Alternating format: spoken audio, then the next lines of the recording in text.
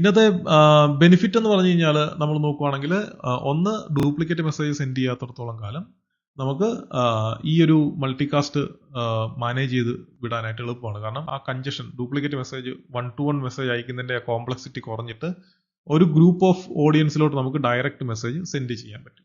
പക്ഷേ ഇതിനകത്ത് ഒരു കോംപ്ലക്സിറ്റി ഉണ്ട്. അതായത് ഈ ഒരു മൾട്ടികാസ്റ്റ് നെറ്റ്വർക്ക് സെറ്റപ്പ് ചെയ്യുന്നതും അത് മെയിൻറ്റെയിൻ ചെയ്യുന്നതും ഒക്കെ ഒരു ഇച്ചിരി കോംപ്ലക്സ് ആയിട്ടുള്ള ഒരു കാര്യമാണ്. അതേപോലെ തന്നെ ഈ ഒരു മൾട്ടികാസ്റ്റിന് ഒരു പ്രത്യേക പ്രോട്ടോകോൾസ് നമ്മൾ സാധാരണ യൂസ് ചെയ്യാറുണ്ട്. അതാണ് IGMP പ്രോട്ടോകോൾ. അതേപോലെ തന്നെ PIM പ്രോട്ടോകോൾ നമ്മൾ യൂസ് ചെയ്തിട്ടാണ് ഈ ഒരു മൾട്ടികാസ്റ്റ് നമ്മൾ വർക്ക് ചെയ്യുന്നത്. ഇത് റൗട്ടേഴ്സിലും വരുന്നുണ്ട്. അതേപോലെ തന്നെ നമുക്ക് എന്താ പറയുക സ്വിച്ചസിലൊക്കെ നമ്മൾ ഇത് യൂസ് ചെയ്യുന്നുണ്ട് ഈ IGMP.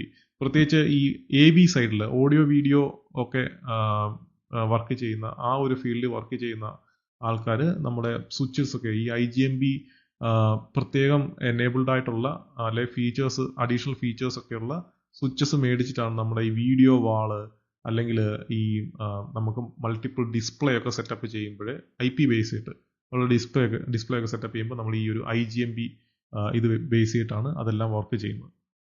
അപ്പോൾ അതാണ് അതിൻ്റെ ഒരു അഡ്വാൻറ്റേജ്. ഈവൻ റൗട്ടേഴ്സ് ആണെങ്കിലും ഇത് യൂസ് ചെയ്യാറുണ്ട്.